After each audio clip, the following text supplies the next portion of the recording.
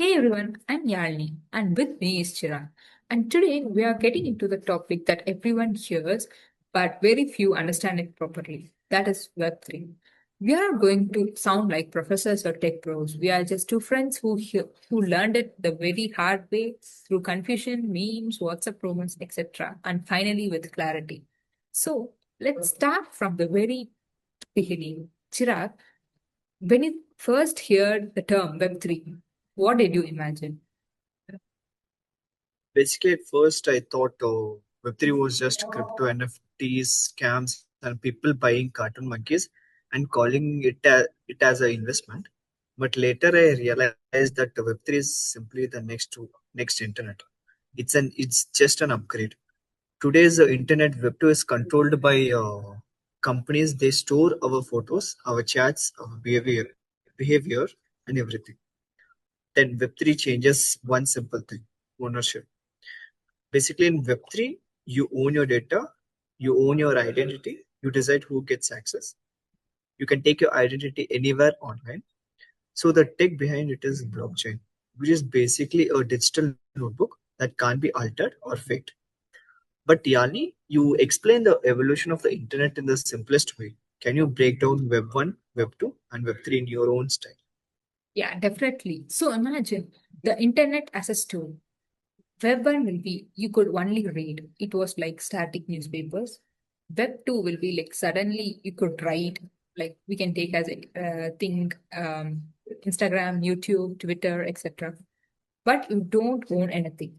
So Web 3 is you can write, read, and if you're posting something, it stays with you.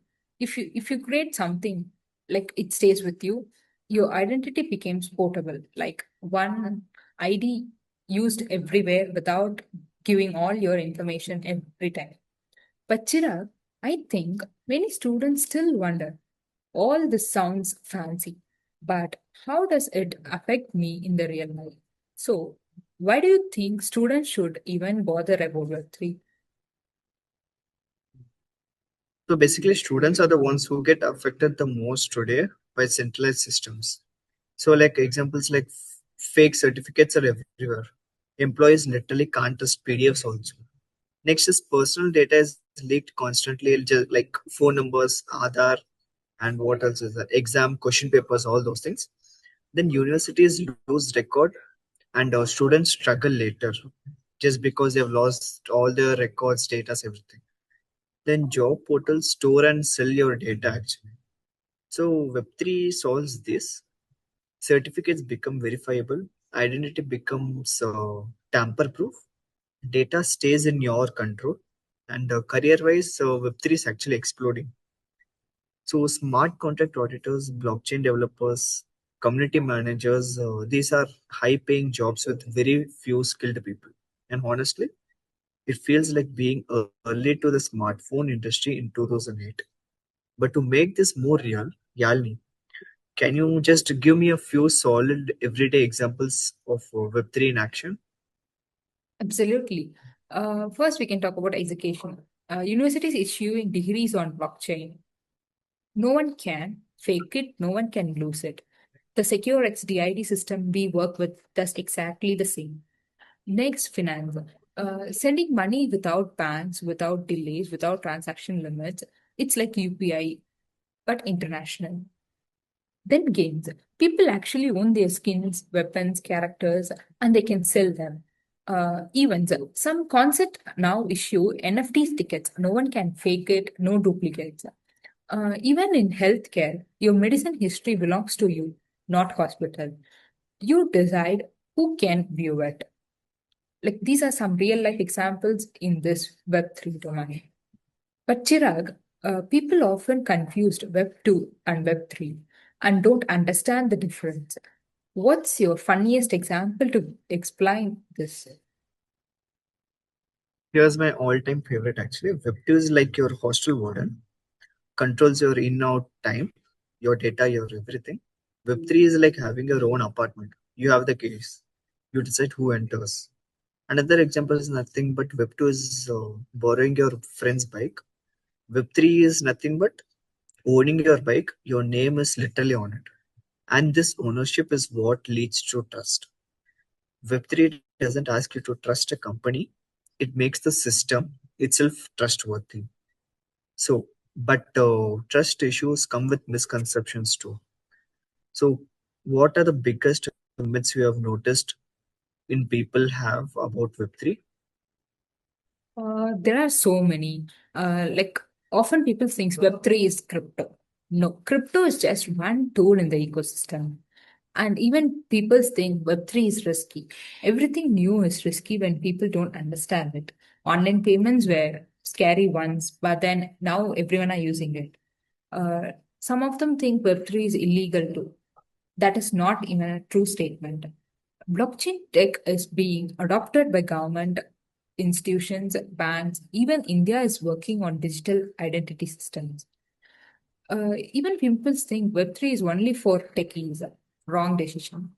Like even designer, content creators, marketers, writers all have roles here.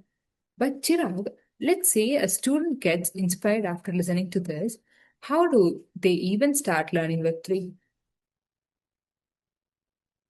So, the best part is getting started is easy, but here's how like I've divided it into 6 steps actually. Step one is nothing but understand the basic concepts like what is blockchain, what is wallets, what is identity.